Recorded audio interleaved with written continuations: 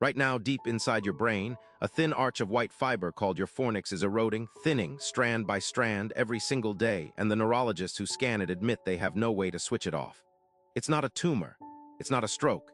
It's just quietly fraying, and you can't feel a single fiber of it going. But high performers have found one way to interrupt it, and by the end of this, you'll know exactly what it is.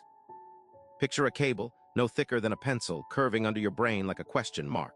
That's your fornix. It's the only wire connecting your hippocampus, your memories filing cabinet, to the rest of your brain's command centers. Every memory you've ever filed, every name, every face, every "I'll remember this forever" moment, traveled down that cable to get stored. And right now, in scans of ordinary adults, that cable is measurably thinning years before anyone notices a single symptom. Not from disease, from the life you're already living: poor sleep, chronic low-grade stress, hours sitting still. The damage doesn't announce itself. It just quietly narrows the pipe your memories depend on, one uneventful night at a time.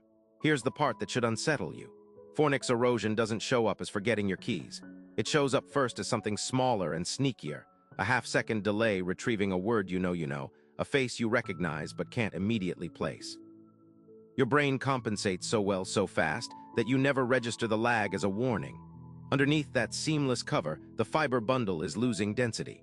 Researchers scanning this pathway have found its microstructure degrading in people who are, by every outward measure, sharp, functional, successful. The wire is fraying while the lights stay on. And because the fornix has almost no redundancy, there's no backup cable rerouting memory traffic. Every strand lost is traffic that has nowhere else to go. This is where it gets darker. Neurologists can image the fornix. They can measure its thinning down to the fiber. What they cannot do is repair it. There is no surgery, no drug, no procedure that regrows a degraded white matter tract. Once fibers in that pathway are gone, the connection they carried is gone with them. Specialists who diagnose this condition will tell you quietly off the record that early detection buys you almost nothing because there's still no intervention on the medical side. That's the part that doesn't make it into the pamphlet. The people most qualified to explain what's happening to you are the least equipped to stop it. And here's where common advice actually turns against you. You've been told rest is protective, that lying down, minimizing stimulation, taking it easy preserves your brain. For the fornix, near total inactivity does the opposite. Sedentary stillness is one of the strongest predictors of accelerated thinning along this pathway. The brains showing the healthiest, densest fornix tissue in scans aren't the ones that rested the most. They're the ones that moved, specifically, that pushed their heart rate up repeatedly for sustained stretches. Passive rest doesn't protect this cable. It starves it. So here's the rule high performers actually use, whether or not they ever name it. It's built on one finding neurologists keep circling back to. Cardiovascular fitness is the single strongest lever anyone has found for preserving fornix integrity. Not puzzles, not supplements, not brain training apps.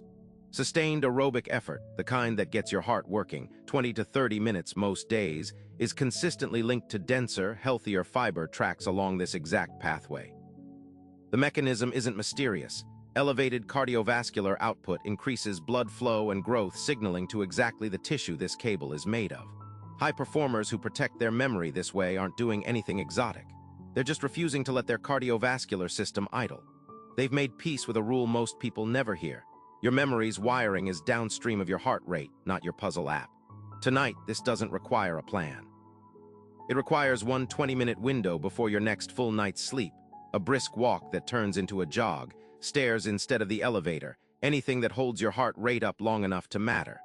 Do it consistently, not perfectly. The fornix responds to pattern, not to a single heroic effort.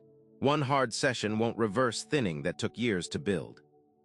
But a repeated signal, heart rate up most days, is the one input researchers have found actually correlates with denser fiber tracks over time. It's the closest thing to a switch anyone has found. Use it before the erosion outpaces what movement can offset. But the fornix isn't working alone. There's another structure, deeper still, quietly amplifying every hour you spend not moving, and unlike the fornix, this one isn't just eroding. It's actively rewiring how your brain decides what's worth remembering at all.